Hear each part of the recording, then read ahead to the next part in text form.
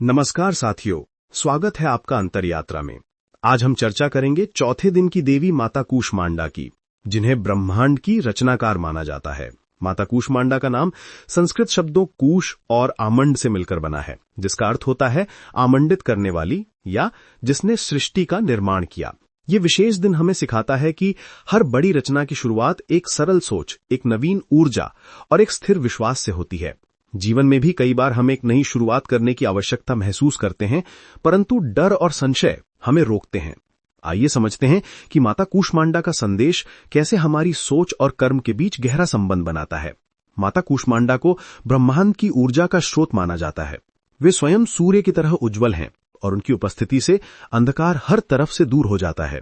यही प्रकाश का प्रतीक है, नए विचारों का उदय। हमारे जीवन में अंधकार कब घटता है?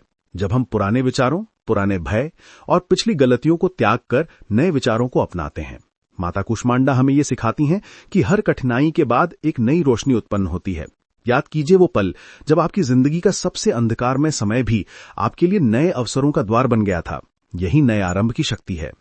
विज्ञान भी इस विचार को समर्थन देता है। न्यूरोसाइंस कहता है कि हमारा मस्तिष्क न्यूरोप्लास्टिसिटी का गुण रखता है, यानी हम अपने सोचने और समझने की प्रक्रिया को नया रूप दे सकते हैं। जब हम पुरानी आदतों को छोड़कर नई सोच अपनाते हैं तो हमारे मस्तिष्क के नए न्यूरल पाथवेज बनते हैं। इसी तरह माता कूष्मांडा के आशीर्वाद से हम अपनी जिंदगी के नए अध्याय की शुरुआत कर सकते हैं। लेकिन ये प्रक्रिया उतनी आसान नहीं होती। संघर्ष और संशय का सामना करना पड़ता है। अब आइए महाभारत की एक प्रेरणादायक कथा पर नजर डालते हैं। अर्जुन युद्ध भूमि पर खड़ा था। उसकी आंखों में संदेह और भय की परछाइयां थीं। वो सोच रहा था, क्या मैं सही रास्ते पर हूं? तभी भगवान कृष्ण ने उसे समझाया, कर्म करो, फल की चिंता मत करो। इसी संदेश में माता कूष्मांडा की शिक्षा भी समाहित है। कर्म का आदान प्रदान निरंतर चलता रहता है और हमारी सोच ही उसे दिशा देती है। अगर हम सोचते हैं कि हम असफल होंगे तो असफलता ही हमारे कदम चूमेगी, परंतु अगर हम सकारात्मक सोच के साथ कर्म करेंगे तो सफलता हमारी सच्ची साथी बनेगी। माता कूष्मांडा का आध्यात्मिक संदेश यह भी है कि नए विचारों की उत्पत्ति तभी संभव है जब हम अपने अहंकार और पुराने विश्वासों की दीवारें तोड़ते हैं।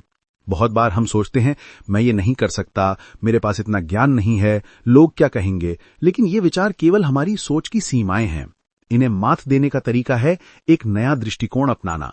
उदाहरण स्वरूप, जब महात्मा गांधी ने सोचा कि अहिंसा से ब्रिटिश साम्राज्य को पराजित किया जा सकता है, तो उन्होंने एक नई सोच की शुरुआत की। यही कूष्मांडा की शक्ति है, पुरानी सीमाओं को चुनौती देना और नए आयाम खोलना। लेकिन एक रोचक प्रश्न उठता है, क्या हर नया आरंभ हमेशा आसान होता है? बिल्कुल नहीं। कठिनाइयां तो हमारी पहचान का हिस्सा हैं। जैसे रात के बाद सुबह आती है, वैसे ही हर संघर्ष के बाद सफलता का सूरज चमकता है।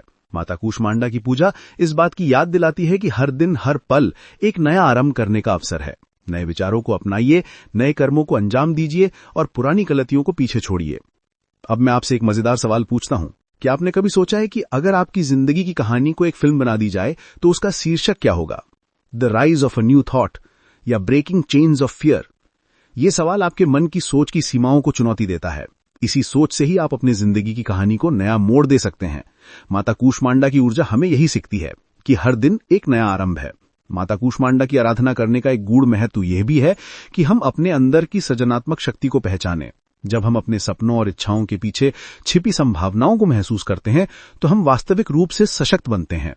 क्या आपको याद है वो पल जब आपने पहली बार खुद को ये कहा, मैं ये कर सकता हूं? ये विश्वास ही आपकी सृजनात्मक ऊर्जा का पहला बीज था। और माता कूष्मांडा की पूजा से हमें यही सीखने को मिलता है, अपने भीतर की सृजनात्मकता को पहचानना और उसे कार्यान्वित करना। आइए अब एक वैज्ञानिक दृष्टिकोण से भी इसे समझते हैं। पॉजिटिव साइकोलॉजी के अनुसार सकारात्मक सोच और सृजनात्मकता के बीच गहरा संबंध होता है।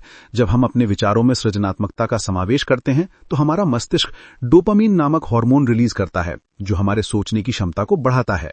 इसी प्रक्रिया से हम अपने जीवन में नए रास्ते खोलते हैं। माता कूष्मांडा की शिक्षा हमें यही समझाती है कि हम अपने विचारों के निर्माता हैं और हमारा कर्म हमारे विचारों का प्रतिबिंब है। लेकिन ध्यान रहे, हर नए आरंभ के साथ जिम्मेदारी भी आती है। केवल सोचने से कुछ नहीं होगा, उस सोच को कर्म में बदलना जरूरी है। अगर हम केवल यह सोचते रहें, मैं एक बेहतर इंसान बनना चाहता हूं, लेकिन उसकी दिशा में कदम नहीं बढ़ाएंगे, तो ये विचार खाली कल्पना बनकर रह जाएगा। माता कूष्मांडा की पूजा का असली अर्थ यही है, सोच को कर्म में बदलना। अब सवाल उठता है, क्या आप अपने जीवन में नए अध्याय की शुरुआत करने के लिए तैयार हैं? क्या आप अपने मन के अंधकार से बाहर निकलकर नई रोशनी में कदम रखने को तैयार हैं?